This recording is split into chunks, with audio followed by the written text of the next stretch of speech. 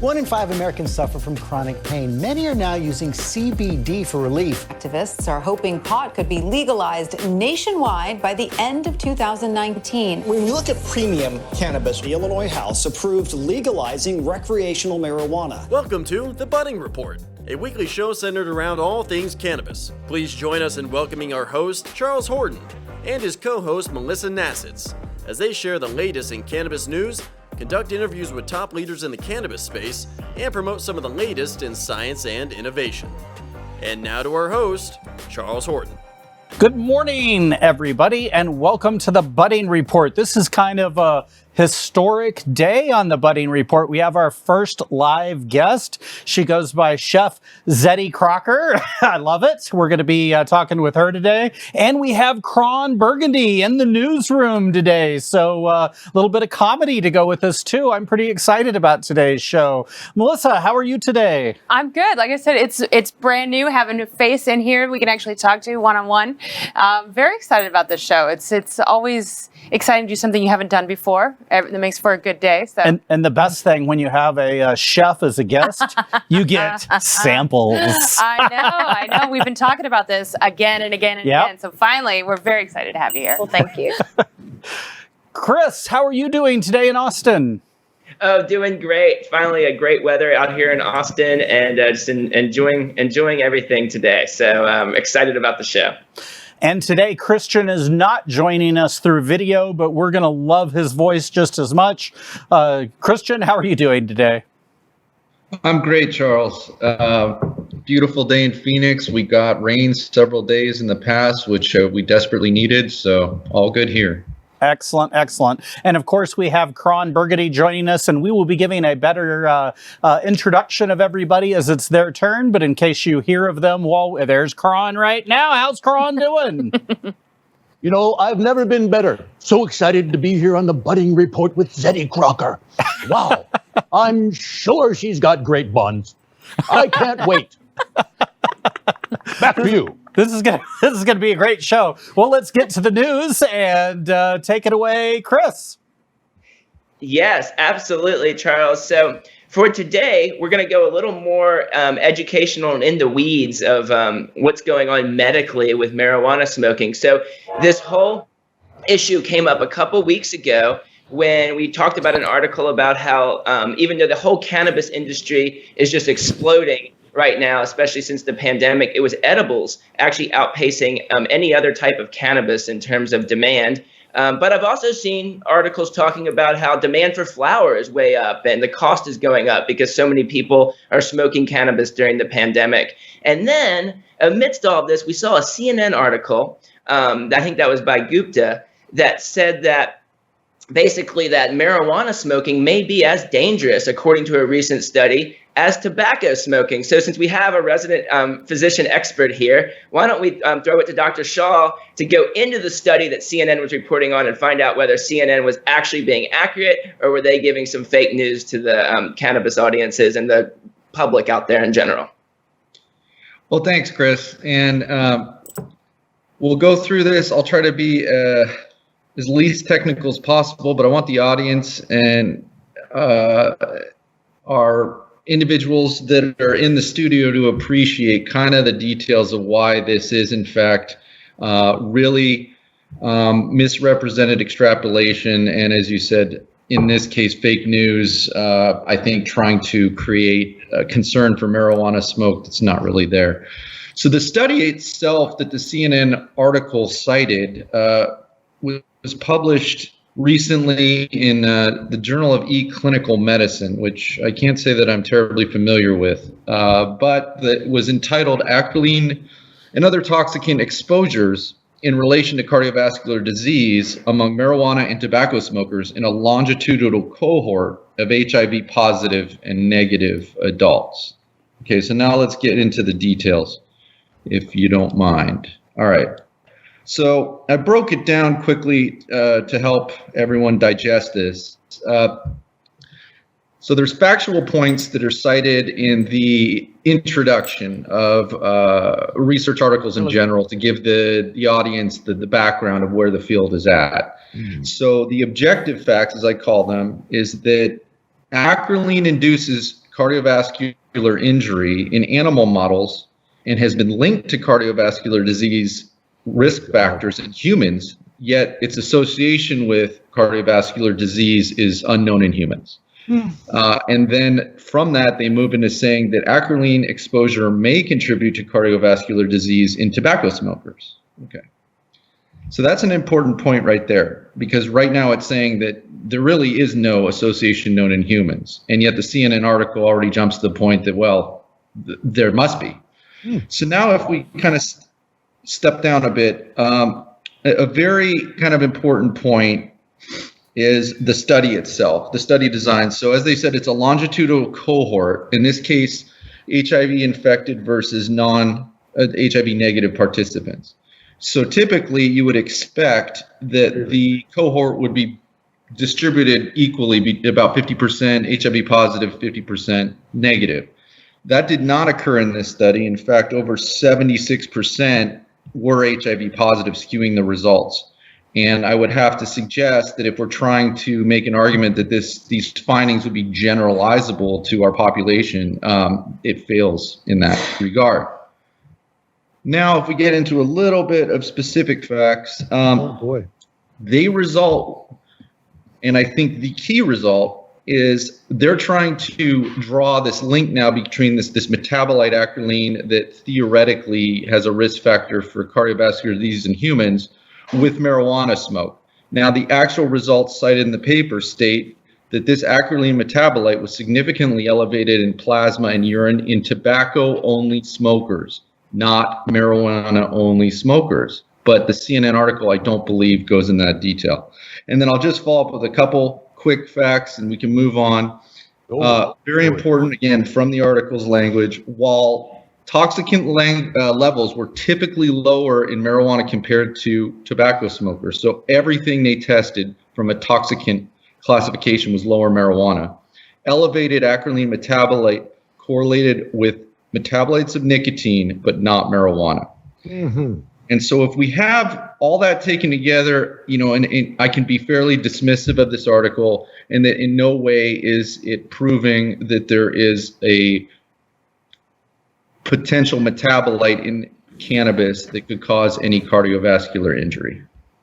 Not to mention, isn't this already a naturally occurring compound? I mean, from heating certain elements like potatoes as well, right? Yeah, I'm not sure, Melissa, because there were 3 different metabolites. I could quickly fact check that as we move on, but I certainly know the other ones that they were trying to focus on are naturally occurring in food and certainly can be further increased by simply combustion. But the other metabolites that they were referring to, the only ones that were detectable in cannabis, have no association with cardiovascular disease or cancer risk in humans. It's all speculative based on animals. It's a very big jump, in other words. Exactly.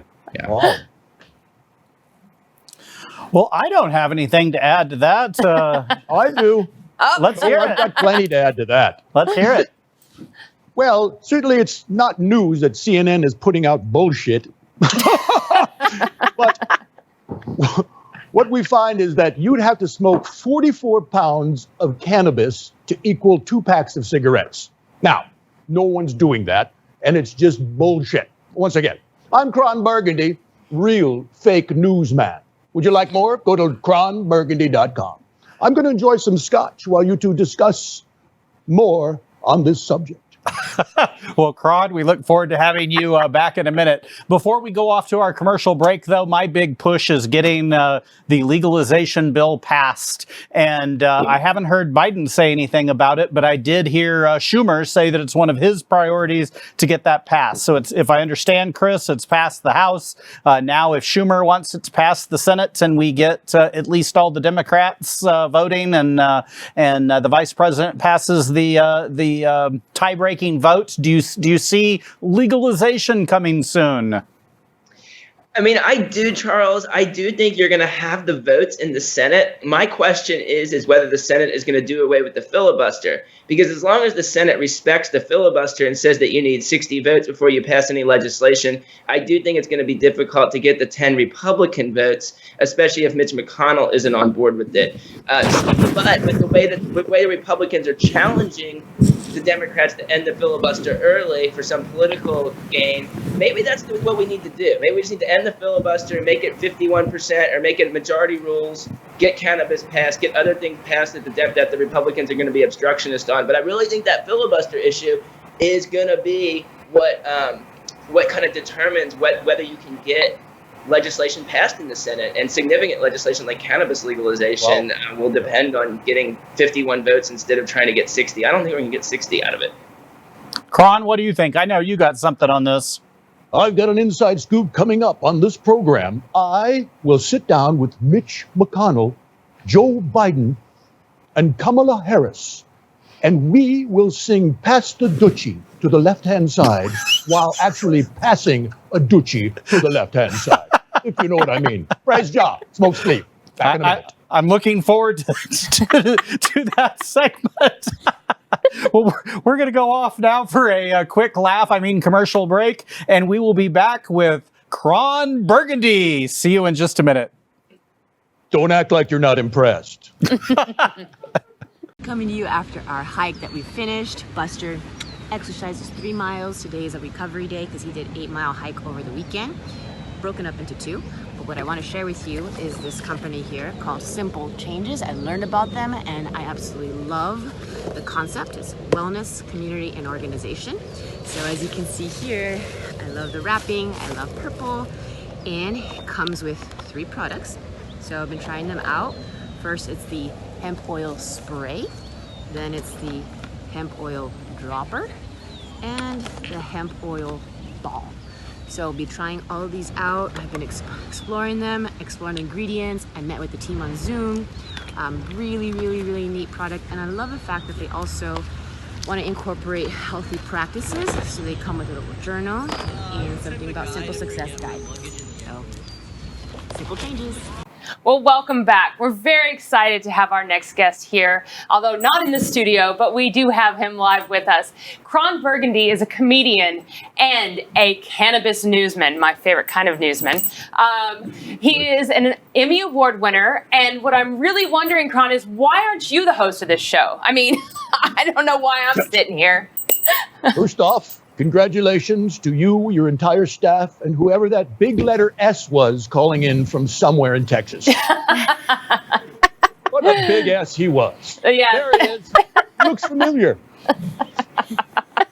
Apparently, there's no still shots of this man anywhere on the planet. The reason I'm not hosting this show is because I host my own show, Kron Burgundy. You'll see me all over cannabis shops while you're waiting for your order to be filled, perhaps on the U.S. Weed channel or Cannabis International channel, or God, there's so many channels nowadays. People are really spreading me a little too thin. So I'm happy to be here on the Budding Report. Well, I was wondering about as I read it, it's Live High Live, correct? Not Live High Live. It's Live High Live. Perfect. 2 puffs, Live High Live. 2 more puffs, live high high. And that's how it slowly goes. Actually, it's a little trick to get back at my shitty English teacher in 3rd grade. I did not like her. I figured live and live are spelled the same. Yet, somehow, they're pronounced differently.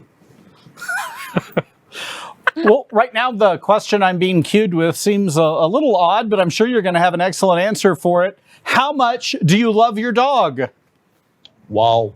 Let me take a moment to reflect back on Baxter. You know, growing up in the news industry, you find very few things to cling to. And little Baxter, once he ate the cheese wheel, he was never the same. I enjoy him more than I'm sure most people. I mean, I like him more than I like most people. Also, he's come down with coronavirus. That's why I've started this, a full line of Kron Burgundy masks. If you need one, just give me a call. I'll help you out. They come in pet sizes as well. Now, I want to ask you two, as hosts and hostesses, do you have any animals? Oh, absolutely. I have an English bulldog named Jack. And he's probably the most spoiled person in the entire household, and 2 betta fish. And I have a black lab and a pit bull and a tropical fish tank. Holy macaroni. I'm not sure about edibles for fish just yet, but I'm telling you, there is a huge market for edibles for pets. Now, Zetti Crocker. Yes. She's a chef, and I'm certain from time to time you screw up a recipe, and you can't feed it to the people. Is there any chance we could have you put that in a to-go box and ship it off to me or another pet owner? Sure. Absolutely. It just depends on what I'm cooking. I wouldn't feed just anything to your dog. They might explode. Or just trip out a little bit. Or trip out a little bit, yeah. I think it's very important and very helpful for dogs. You have to go by weight and things like that, but you do want to invite pet owners to head to their MediShop or online to get high-quality pet products for your most probably favorite loved one, and that would be a pet. Have you treated the pit bull or the bulldogs or any of your animals with any product from the cannabis world? I have, actually. He had some hip problems, so we went to CBD and treated him with that. It seemed to help. He was feeling good, but, it's hard to tell. He pretty much looks like he's pissed off most of the time. Right. Well, he's probably pissed off because you made him do it through a bong. Now. Well, like what's good for me is good for him, right? That's right. I think they do have those. You can strap it on the beak of the front of an animal, and they can inhale at will. Edibles, much better choice. Next question, please. Yeah, certainly. So I'm sure you're familiar with the movies Anchorman and Anchorman 2. I think we'd all like to know what you like most about them. To tell you the truth, I've never heard of those movies. I really don't know what you're talking about. Next question. Where did you discover cannabis, Kron? Wow. I discovered cannabis on the Isle of Maui. I was introduced to actually 3/4 of an ounce of some mold from a tree. It cost me $80. I thought it was Maui Wowie. Realizing my mistake, I went over to the Hawaiian's house and confronted him. 2 days later, when I woke up in the hospital, I realized perhaps just buying weed off the street in Maui is a bad idea. Therefore, I have been encouraging many shops for my entire life. My first run-in with marijuana, I was 12 years old. This was before hair grew anywhere in my body. Mary Jane came into my lungs and changed my life forever. There I was, listening to the drum solo of Inagata Davida, and the epiphany hit me. Young man, you should be a real fake newsman in the cannabis world. Next question. All right, so and this is another oddball question, but I just have to know, because, how big are your feet? How big are my feet? Yes. I think if we can get an extreme close-up on Kron's clodhoppers. There we go. There it is. You can see I also have a full line of marijuana leaf socks, but these are size 13.5 double E's. That's a weird question. Who sent you these damn questions? They well, they say there is a relation to foot size, so I'm just going to make that inference. You know what they say about men with big feet, don't you? Why don't you tell me? They have big shoes. Of course you know what they say. For God's sake, how can they put them in a size 9? It doesn't work. Let's go bowling. Absolutely. Now, how long have you kids? I'm sure you've taken your act into Vegas, but who is your favorite Las Vegas entertainer? Favorite? It's got to be Russ T. Nailz. He's a stand-up comedian. I saw him performing years ago at the Riviera Hotel. The Riviera Hotel, when Bud Friedman got together and put the improv there with La Cage aux Folles and those type of shows. Now doing stand-up comedy for Rusty Nailz can get him killed, members of his family hurt, or hashtag right out of a gig. He's not working cruise ships. He's not working conventions. He's not working at all. Maybe I could find him a job somewhere at livehighlive.com as a reporter. And Siegfried. Loved Siegfried. Those two performers, outstanding. And both dead now. Yeah, How I was gonna sad. say, unfortunately, I think that they're not around anymore. But So I'll ask two questions. One's off the list, so you may not be ready for it, but I'm sure you'll be good on it.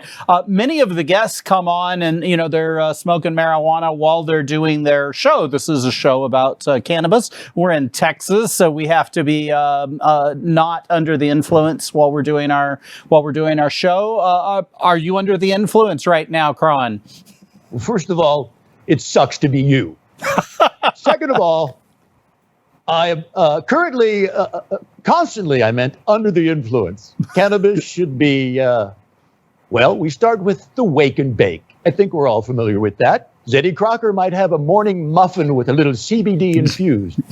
And to correct you, I believe I heard you say the word marijuana, which was a word invented by our government to make it look like the Mexicans were coming over smoking the wacky tobacco. Untrue. Those damn people in the cotton industry were trying to put us out of business. Hemp is back. Cannabis is beautiful. Praise Jah. Pass the spleef or the Dutchie. Back to you. Well, speaking of passing the Dutchie, when is the show with you and Mitch McConnell and Biden and Harris? I want to watch that pass the Dutchie. Well, we just hope that Twitter and Facebook don't delete my account before we get to that, because it's important for people to see, as we saw the president and vice president get their shots, by the way, the COVID shot, which I had one sent to my home, and it's supposed to say very cold. And that's why I also ordered 4 Omaha steaks to go with it. Very good. Got the COVID shot and the steaks. And what I want people to realize is it's okay to inhale a little cannabis flower. It's okay to ingest a little edible or some tincture or sublinguals or lotions. This is a magic plant given to us millions of years ago. I think Christ had it, for God's sake.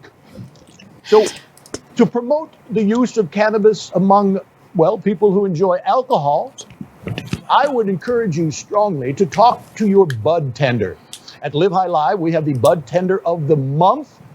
And we also have the Bud of the Month. I think cherry pie was our choice this month. Point being, you need to talk to somebody who knows what the hell the cannabis plant can offer you, with over 400 chemicals in there that are mixed back and forth to provide you with a night's sleep, a good appetite, more hair growth. Thank you very much. Or relief from stress and strains. Your body's already accepting these things with the receptacles inside of it. Cannabis can help you. CBD, think of that as kind of an aspirin, kind of a traffic cop at an intersection. We're going to circle off the area that's in pain. The CBD goes in, does the work, and bam, you're relieved. Watch out now. There's some fake products on the line. If you can't get it at the Medi Shop, give me a call. I know a guy who lives up in the mountains. Got a good greenhouse, is all I'm saying. Point being, indica, mixed, or maybe a nice sativa. Here's how you remember. Indica, you're going to sit in the couch for a long time. THC, mostly found in the sativa. THC, the high chemical. You'll create music, and you never sang before other than in the shower. You'll create poetry. You'll start painting. You'll put your bulldog in funny little outfits and walk them around the block because you are a member of the big cannabis family. Welcome. I'm Kron Burgundy. Back to you. Well, Jack might be a little upset with you, but, I think you look damn cute in some tutus, so. Well, Kron, I want to thank you so much for coming on. It's been great to have a section where we're doing nothing but laughing, and we didn't even smoke anything to be able to laugh so much. Remember, viewers, you can get information on contacting any of our guests at our website, thebuddingreport.com. Go on, click a link. I'm sure Kron would love to hear from you. He has his beautiful socks to sell, and I bet he'd like to have some like paying gigs too, because he might have been a little mistaken or a little sad to hear that there isn't a check coming after this one. But we'll be right back with Chef Zetti Crocker right after this message. Make Zetti Crocker. You and Zetti Crocker. Hello, hello. Here on my lunch run in the middle of the heat where I get my break really quick after training clients and leading some classes. I am taking my Simply Satisfy. It is 3 sprays, organic hemp. Next one is my Simply Start. You can take it twice a day or once a day. I already took my morning dose. I'm now taking my afternoon dose. One little yummy organic hemp. Check them out. Simply Generous. Helicopter. Alright, time to go train and run down the hill. Bye bye. Zetti Crocker. She looks like an Zetti. Zetti Crocker, the queen of the kitchen. Okay, gonna work on that one. Well, how in the hell am I supposed to follow that kind of opening? Anyway, let me introduce Zetti Crocker, or Zetti Carnell. We're very excited to have you live in the studio. It's very exciting. It's great to be here. I want you to tell you a little bit more. Normally I do a little more of an introduction, but since you're here right now, I know that you have a live show. You do private cooking demos as well as dinners. So, why don't you tell us a little bit about what you do and what brings you here and the market that you're in, and then we can kind of go into talking a little bit more about your cooking style, because I have a big passion for food. Me too. Well, I am a personal or a private chef. I chef for local celebrities. I travel around.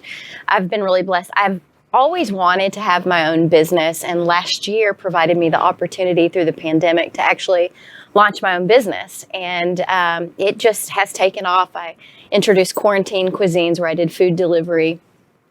Now I'm also giving cooking classes as well as, cooking for families on a weekly basis. But where the bulk of my business is just like special occasions, special events, birthdays, anniversaries, where I go into the home, do a 4 or 5 course meal. It's gourmet. And I really enjoy it. I'm very passionate about it. And I've just launched my exclusive Underground Supper Club. So it's an entertainment experience. So I'm so excited to hear that, we're seeing some positives come out of this whole quarantine and COVID. It's been, horrible for so many businesses, but people taking the initiative, taking it and seeing it as an opportunity, that's amazing. So congratulations. Absolutely. Thank you. Well, I am, as the viewers know, I'm opening up a 55-acre retreat center out in near Marshall, Texas. And I got 33 acres of woods, and one of my, we're going to have a kitchen that'll serve 1,000 people per meal, so we can do really big events. But I'm also going to have tree houses galore, and part of that is going to be a tree house kitchen. So the idea was to, have a kitchen up in the trees, which would be fun. You can do like cooking demonstrations and then have like 10 people there to eat. We can have professional chefs in like you, or we can have people that want to do their own cooking and they can like rent the kitchen and cook for a group of their friends. Any suggestions to add to that? Well, I think a lot of people right now during COVID are, some are quarantined, some are venturing out. So they're looking for something fun. They're looking for entertainment. So the cooking classes, bringing people in, giving them an education on the food. They get to cook it along with you, and then enjoy the meal with their friends. So, it's great for bachelorette parties. It's good for birthday parties. I think people are just wanting to have that kind of interaction. So, something like that would be really amazing. And what do you like about food? Everything. Well, I'm a Southern girl. I'm from Louisiana, so I'm a dirty South girl. And what I enjoy about food is it brings people together. You know, that's kind of like a universal language. There's a heritage, there's a lineage in food. And so the thing that I enjoy most about it is it brings all type of diversities and cultures together to a common table where you can break bread and just, you know, fellowship. Literally. So that's one of the things that I enjoy besides the taste. But, you know, food has a way of bringing people together, and that's what I love. I think about bread. it. need that I think right bread now. has come a long way. By the way. Oh yeah, because the original statement was break bread. That's how hard it was. Yeah. You have to break it open. Now it's just simply You slice can pull it apart. Yeah. That's right. And you also mentioned bachelorette parties, and I'm just letting you know that Kron Burgundy, male Chippendale dancer, is available for bar mitzvahs. Go ahead and keep it on today, Kron. I'm not wearing pants. Christian. Right. So I think most people at this point are fairly knowledgeable on cannabis, cannabidiols effects on inflammation, pain, and autoimmune. So I think we'd like to hear how your specific cooking has helped clients of yours. Sure. Well, let me just say, a lot of people don't realize that we're born with an endocannabinoid system. So our body actually produces CBD. Breast milk, it's even in broccoli. So just like we're born with a nervous system and a cardiovascular system, I think it's amazing that God created us that way. We just don't get enough for homeostasis, so there's really no balance. So I actually have an autoimmune disease. I have lupus. I was diagnosed about 6 years ago. And instead of going I guess you could say the route that most people would do with chemotherapy and synthetics and a lot of over-the-counter drugs, I decided to go more of a holistic approach. So to change my diet, to reduce inflammation, and one of the things that I did to do that was put CBD into my diet, a liposomal, very high grade, and I take it daily, not just for pain, but as a preventative. And I think a lot of people don't do that for, vitamins and minerals. You can add that as a preventative. So, in cooking, what I've realized in my food is it not only reduces pain markers, but the inflammation, in the body. So, it's good any type of autoimmune. So MS, diabetes, even cancer. We know this because, all disease is created by inflammation in the body, and it really just depends on your DNA and how that correlates with what you're putting in your body. Food is medicine. I learned a lot about that. I had to clean up my diet, and a lot of people will tell you can't reverse the signs. Yes, you can. You can reverse the signs. You can put out the fire. And that's exactly what I did. I committed myself to that lifestyle. So when I cook for clients who have illnesses, we go over what they can and cannot eat. And then we also go over the dosing and, what kind of, what they're dealing with in their body. And then we take that type of approach to it. So I would say it's helped my clients tremendously. So. That's wonderful. I love hearing that. No, I honestly do. I'm a big advocate of healing your body naturally, as much as you can, eating whole foods, and that plays in. The CBD plays in a huge role in getting us back to health and back to taking that inflammation and a less acidic system into a more alkaline state. Yes. So, absolutely. Speaking of your cooking, Zetti, I'm curious about it. I hear some cooks and chefs say that when they cook with CBD or THC or cannabis in general, they're trying to disguise the flavors that are natural from the THC or the CBD because they don't want it overpowering the food. And then I've heard other people say that they really want to integrate those flavors to make something almost new. What's your philosophy with regard to some of the natural flavors coming out of cannabis and how they affect the flavor of food? I actually think it all depends on what you pair it with. And I think it can actually enhance the flavor of food depending on, what you're cooking. It pairs well with, coconut oils and butters and sauces that are rich in fat. And fat is really good for you. you need it for a lot of different things to run right in your body. So I find that, the ingredients that I use where it tastes the best are going to be more of your fattier meats and sauces, butters, oils. I like the flavor. I don't think it makes it bitter. I think it enhances the flavor of the food. Actually, you can taste it more, I feel, through how you're cooking it. So, well, you mentioned the fat flavor. So, we didn't really talk about your cooking style. Are you more of a French style chef then? Since you mentioned butter a couple of times, and I know butter, right? Growing up in Louisiana, being a Southern girl, I like upscale Southern food, but I'm also Creole, and a lot of people don't realize the difference between Cajun and Creole. Creole is kind of like city food. It's a Spanish, French, African, I guess you could say, mixture. They use a lot of tomato-based products. The Cajuns actually came from Canada. That's where they get Cajun from, and they don't really use the tomato-based products. So I do an upscale Southern Creole. That's my favorite, but I can do Asian fusion. I mean, I cook just about anything, but what speaks to me and my palate is, the stuff that I grew up on. It's the comfort food. It's chicken and dumplings and fried chicken and waffles and, all that stuff. All of it. Now, we've had a few chefs on the show, and my ignorance, essentially, when it came to edibles is, you think of two things. You think of brownies and you think of gummies. Now, I've had some chefs that their hair sticks straight up and get angry when I talk about those two things. How do you feel about those two things? Well, I think that's just probably because people aren't very experimental out there. There are so many different things that you can make.